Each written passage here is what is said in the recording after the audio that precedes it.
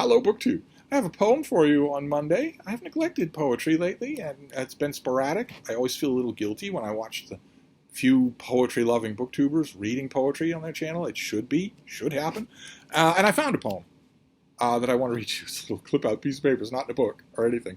It's called Hindsight, and it's by Nancy Willard, who wrote a lot. She wrote award-winning kids' books. She wrote a book called Things Invisible to See, that is in part a baseball book, but it was in the 1980s sometime, and I loved it.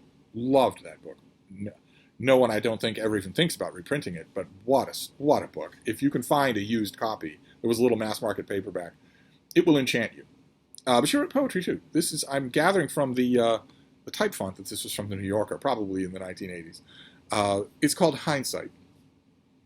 The two of us running up Fifth Avenue, Michael, a long leap of a lad, in his black church clothes, and his brother's brogues, and his hair flying, and me with my brimmed hat, hooping down the steps of St. Pat's, till it's cocked on the wind's head, bent on blowing me clean out of my senses. Oh, why did I let that boy go? God himself loved the sight of us. I would be the blue light in his eye, the left one, the far-seeing one, the one he's rubbing now, maybe. I think that's beautiful. I don't know how much poetry Nancy Willard wrote, but I think that's beautiful.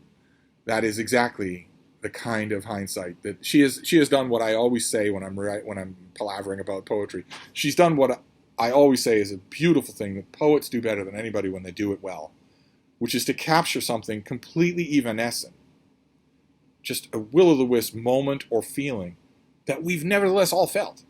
Doesn't even have a word. Hindsight only barely describes the phenomenon in this poem.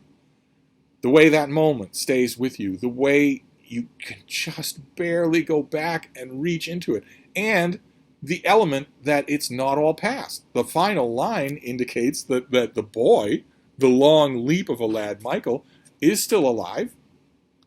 The narrator of the poem never has any contact. He may be rubbing that one weird eye that he had, even now, right as the poet is speaking these words. That is just brilliant. That absolutely, some of you who are very young, so you won't know this, but that is absolutely something that happens. And that doesn't have a name or a vocabulary or any 800-page epic penned to it, but oh my, how beautifully done.